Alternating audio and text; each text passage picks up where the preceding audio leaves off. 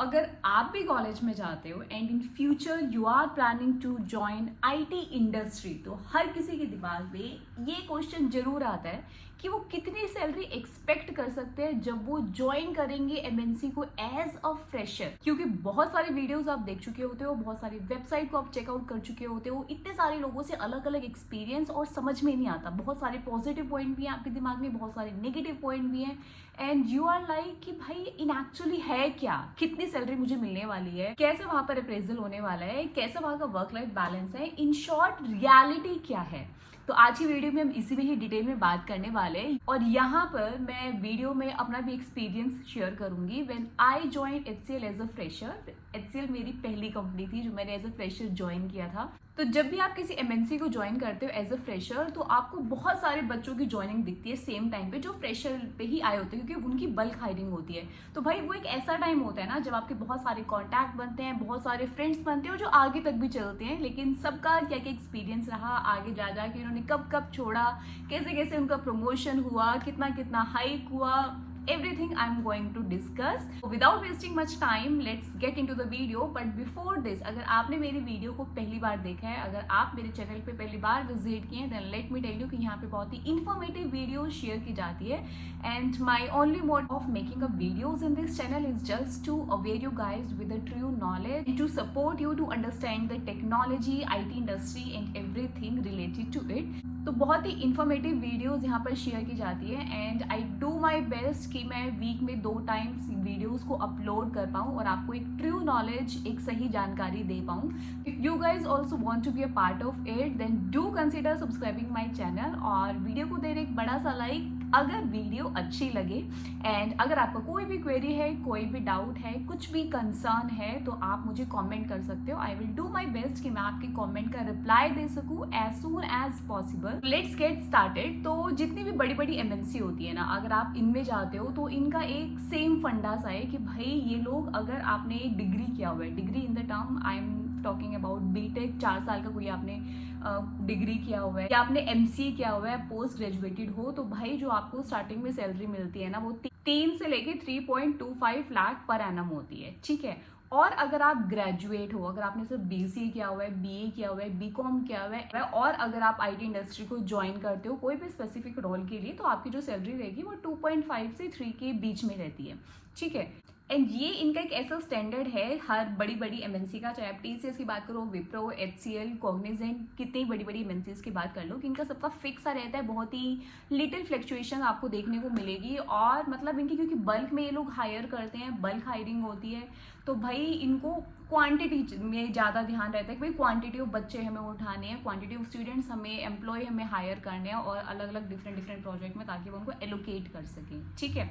अब यहाँ पर आप ज्वाइन हो गए एज अ फ्रेशर। अगर मैं यहाँ पे अपनी बात करूँ तो जब मैंने एचसीएल को ज्वाइन किया था एज अ फ्रेशर, तो मुझे जो पैकेज मिला था वो था 3 लाख पर एनम। लेकिन जब मैंने ज्वाइन कर लिया था और मेरे साथ के जितने भी हम लोग फ्रेशर आए थे, कम से कम अगर मैं बात करूं तो जो मेरे साथ ही हम लोग ज्वाइन हुए थे, कम से कम 400 बच्चे थे जिनकी पहले ट्रेनिंग हुई थी मानेसर में। उसके बाद अलग अलग प्रोजेक्ट, अलग अलग रोल में हम लोगों को असाइन कर दिया गया था। ये तो वो पैकेज था जो सबका सेम था। उस टाइम पे जितने भी ज्वाइन थे सबका ही पैकेज अराउंड सेम था। लेकिन जब आपका 1 साल बीत जाता है तो आती है अप्रेजल की बारी, ठीक है। अब अप्रेजल से हर किसी की एक्सपेक्टेशन रहती है, बट नो डाउट फ्रेशर को ज़्यादा अप्रेजल नहीं मिलता है। लेकिन अगर हम एमएनसी की बात करें, स्पेशली इसमें एचसीएल की अगर बात करूं, तो भाई वहां पर अप्रेजल ना के बराबर है, जो कि रियलिटी है। टीसीएस इन सब में अप्रेजल फिर भी थोड़ा सा बेटर हो सकता है, लेकिन एचसीएल में कुछ खास अप्रेजल नहीं मिलता। एक्सेप्शन सिनेरियोज ऑलवेज देयर, लेकिन जितना मैंने देखा है मेजोरिटी में, क्योंकि हम जितने भी फ्रेशर लोग, हम आपस में जितने भी दोस्त वोस्त उस टाइम पे थे, तो मान लो अगर हम 10 लोग भी हैं कॉन्टैक्ट में, तो 10 में से जब फर्स्ट अप्रेजल हुआ तो उसमें से 7-8 लोग वो थे जिनका अप्रेजल सिर्फ 20-30,000 ही इंक्रीमेंट हुआ था और 2-3 वो थे जिनका थोड़ा सा ज्यादा हो गया, 40-50,000 भी इंक्रीमेंट हुआ था। और ऐसा नहीं था कि वो कुछ अलग ही एक्स्ट्रा ऑर्डिनरी या समथिंग थे। ये टोटली आपके प्रोजेक्ट, आपके मैनेजर के ऊपर भी डिपेंड करती है सारी चीजें, प्लस आपके प्रोजेक्ट पे भी डिपेंड करता है कि उसको कितनी फंडिंग मिल रही है। तो मतलब हमारा जो फर्स्ट अप्रेजल था उसके बाद कुछ खास इंक्रीमेंट नहीं हुआ था। 3 लाख पे हमने ज्वाइन किया और 1 साल बाद 3.20 पैकेज हमारा हो गया। भाई फिर अगला साल आया, फिर आपकी एक्सपेक्टेशन बनी कि भाई इस साल क्या पता कुछ अच्छा अप्रेजल हो, क्योंकि आप थोड़ा सा और कोशिश करते हो, ट्राई करते हो कि एक अच्छी रेटिंग आपको मिल पाए, क्योंकि फिर एक दिमाग में यही रहता है कि भाई क्या पता मैं और अच्छा काम करूंगा तो मुझे और अच्छा अप्रेजल मिलेगा। तो again the same thing happen, फिर वापस से 20-30,000 का इंक्रीमेंट हुआ, जो मेजोरिटी 70-80% के साथ था, और बहुत कम रेशो में वो भी थे जिनका 40-50 के अराउंड 40-50,000 के अराउंड इंक्रीमेंट हुआ।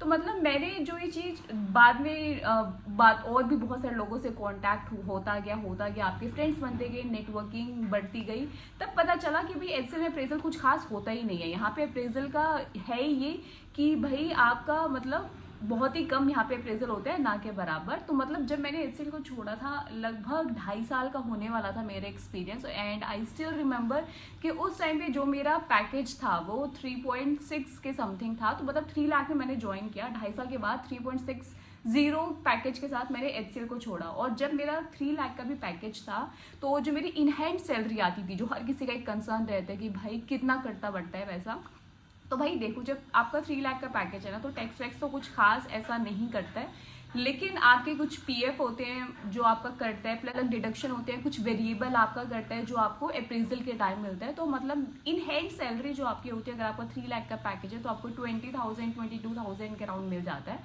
डिपेंडिंग ऑन कि हर एक कंपनी में कितना कितना आपका पीएफ कट रहा है, प्लस कितनी कितनी बाकी जो वेरिएबल्स है उन सबका डिडक्शन हो रहा है। And this was the case not only with me, जो मेरे बाकी भी जो फ्रेंड्स थे उन्होंने भी जब कंपनी छोड़ा, किसी ने 3 साल के एक्सपीरियंस में छोड़ा, किसी ने 4 साल के एक्सपीरियंस में छोड़ा, एंड स्टिल वो क्या नाम है 4 लाख को भी क्रॉस नहीं कर पाए थे। तो मतलब तब हमें रियलाइज हुआ कि भाई आपको मतलब सेम कंपनी में अगर आप टिक जाते हो, स्पेशली अगर आप एचसीएल में टिके रहते हो, या बाकी भी अगर हम एमएनसी की बात कर लें, विप्रो, कॉग्निजेंट, टीसीएस, कुछ ज़्यादा खास फर्क आपको देखने को नहीं मिलेगा। हो सकता है थोड़ा सा इनसे बेटर प्रेजर हो, बट कुछ ज़्यादा डिफरेंस नहीं मिलेगा, और मतलब आपको कुछ खास इंक्रीमेंट भी नहीं होगा। इन बड़ी बड़ी कंपनीज में क्या है ना कि आपको स्टेबिलिटी बहुत अच्छी मिलेगी, आपको वर्क लाइफ बैलेंस बहुत अच्छा मिलेगा, बहुत ज़्यादा प्रेशर शायद से ना मिले, प्लस आपको प्रोजेक्ट से रिलीज लेना थोड़ा ईजी रहता है कि इन केस अगर आपको लगता है कि भाई मेरे ऊपर इस प्रोजेक्ट में मेरी नहीं जम पा रही है, या मुझे प्रोजेक्ट की टेक्नोलॉजी समझ में नहीं आ रही है, या फिर मेजोरिटी ऑफ द केस तो वही होता है कि भाई आपकी अनबन हो गई है या आपकी टीम के साथ नहीं बन रही है, then you go for the release. आप अपने प्रोजेक्ट मैनेजर या फिर अपने मैनेजर को कॉन्टैक्ट करते हो, and you just ask them कि मुझे रिलीज चाहिए प्रोजेक्ट से। फिर आप बेंच पे आ जाते हो, then on the bench you start searching for some other project. तो इस तरीके से प्रोसेस चलता रहता है, और ये बड़ी बड़ी कंपनीज में ना बेंच का भी कोई ज़्यादा प्रॉब्लम वाला फंडा नहीं रहता। अगर आप बेंच पे भी हो तो ऐसा नहीं है कि आपकी जॉब चली जाएगी या आप फायर हो जाओगे, बहुत ही कम सिनेरियो रहते हैं ये। तो इसलिए लोग इन कंपनीज को, एमएनसीज में जाना चाहते हैं कि भाई स्टेबिलिटी है, एटलीस्ट मतलब कुछ भी होगा आपके वो चांसेस कम रहेंगे कि आपको कभी भी कंपनी ने फायर कर दिया। बताया कि 20-30% वो वाले भी होते थे जिनमें उनका अच्छा खासा इंक्रीमेंट हो जाता था। तो मतलब 2 साल के बाद उन्होंने 4 लाख के पैकेज को क्रॉस भी किया, और कई तो ऐसे भी थे। In fact one girl was there, हमारे साथ ही एज ए फ्रेशर ज्वाइन हुई थी, और उसका जो प्रोजेक्ट था वो इतना सही मिला, उसको सपोर्ट का प्रोजेक्ट था ऑल्दो, लेकिन उसमें क्या था कि आपको ईयर में 1-2 बारी वो लोग यूरोप में भेजते थे, उनका कुछ क्लाइंट से इंट्रैक्शन होता था। तो वी वर लाइक कि यार ये सही है, भाई यहाँ पे मामला ज़्यादा अच्छा है कि भाई आपको ऑन साइट अपॉर्चुनिटी भी मिल रही है, आप ईयर में एक बारी बाहर घूम के आ रहे हो, प्लस पैकेज भी हमारे जितना ही मिल रहा है। सो डिपेंड करता है प्रोजेक्ट टू प्रोजेक्ट। इसलिए मैंने बोला कि भाई ज़रूरी नहीं है कि अगर आपको एचसीएल में ही आप हो और आपके 2 साल के बाद, मान लो मैं थी और मेरा 2 साल के बाद 3.4 का पैकेज है, तो इट्स नॉट जरूरी कि भाई जो मेरे साथ ही दूसरा बंदा होगा जिसका 2 साल का एक्सपीरियंस है उसका भी सेम होगा। हो सकता है उसका 3.8 हो, और हो सकता है 3.4 से भी कम हो, और 3.2 या 3.3 के आसपास ही अटका हो। तो दोनों केसेस आपके पॉसिबल हैं। यहाँ पर एक क्वेश्चन जो सबके दिमाग में आता है कि सपोर्ट का प्रोजेक्ट क्या होता है, क्योंकि हमने बहुत बार ये सुना होगा कि भाई एमएनसीज में जो अधिकतर जो मतलब जो हायर करके वो लाती है स्टूडेंट्स को, उनको सपोर्ट का प्रोजेक्ट थमा देते हैं। तो इस सपोर्ट का प्रोजेक्ट क्या है, हर किसी को लगता है ये मतलब कुछ कॉल वॉल वाला है क्या, BPO kind of. So let me tell you कि 2 काइंड ऑफ सपोर्ट होता है। एक जिसमें आप ऑन द कॉल आप सपोर्ट देते हो, कुछ भी इशू आया P1 P2, जो एकदम जिसका हमें तुरंत फिक्स चाहिए, देन कॉल की जाती है, पूरा सेटअप होता है और उसको फिक्स करने की कोशिश की जाती है। दूसरा काइंड ऑफ सपोर्ट होता है कि भाई कुछ भी बग आया प्रोडक्शन पे कुछ इशू आया, बट इट्स नॉट लाइक कि वो आपको तुरंत आपको तभी उसका फिक्स चाहिए, but yes on the priority basis पे आपको वो प्रोडक्शन पे फिक्स भेजना है। तो आप मतलब कोड के साथ खेलते हो, कोड में चेंजेस करते हो, तो that is also second part of the support. तो सपोर्ट में ऐसा नहीं सिर्फ कॉल वाला ही होता है, आपको कोडिंग वाला भी सपोर्ट होता है, बट इट्स लाइक कि आपको ऐसा नहीं होगा कि आपको स्क्रैच से पूरा काम करने को मिलेगा डेवलपमेंट का, इट्स नॉट लाइक दैट। थोड़ा बहुत कोड में चेंजेस करने को मिलेगा, बट उसमें भी आप अच्छा खासा सीख जाते हो क्योंकि पूरे कोड को आप एनालाइज करते हो, and it's not that easy कि भाई पूरे कोड को समझना एंड फिर उसको निकालना कि मुझे इस पर्टिकुलर मैथड में चेंज करना है, मुझे यहाँ पे कंडीशन अप्लाई करनी है, यहाँ पे कन्फिग्रेशन में चेंज करना है। सो वो भी आपको पूरा एनालाइज करना पड़ता है, बट काफ़ी अच्छी एनालिसिस आपकी उसमें भी हो जाती है, काफ़ी चीज़ें आप उसमें भी सीख जाते हो। तो उसमें भी आपका बेसिकली कोड में चेंजेस रहते हैं, बट ये कि ज़्यादा कोड लिखने को नहीं मिलेगा, छोटा मोटा चेंज होगा, छोटी मोटी इन्हेंसमेंट होगी, तो इट्स काइंड ऑफ दैट, ऐसा होता है सपोर्ट का। इसीलिए जब भी आप किसी एमएनसी को भी ज्वाइन करते हो as a fresher, go for that. मैं बिल्कुल मना नहीं कर रही हूँ, लेकिन ट्राई करना कि अप्रेजल के पीछे ना भाग कर, आपको जितना अप्रेजल मिल रहा है इट्स ओके, फोकस करो अपनी लर्निंग पे, सीखते रहो, और 2 साल बाद आई विल से आप स्विच मारने की कोशिश करो, क्योंकि तब आप स्विच मारोगे ना, then you can ask for 100% increment, 125% increment, 80% increment, तो आप अच्छा इंक्रीमेंट ले पाओगे बाहर पे, और यही आप तभी मार्केट स्टैंडर्ड के अकॉर्डिंग चल पाओगे। तो इसके साथ ही करते हैं आज की वीडियो खत्म। आई रियली होप कि आप लोगों को एक स्टैंडर्ड पता चल गया होगा कि भाई जो स्टैंडर्ड सैलरी रहती है वो 3 से 3.5 के बीच में रहती है जब आप ज्वाइन करते हो एज अ फ्रेशर। इसके साथ ही मिलेंगे अपनी अगली वीडियो में। Till then take care of yourself and your family. Bye bye.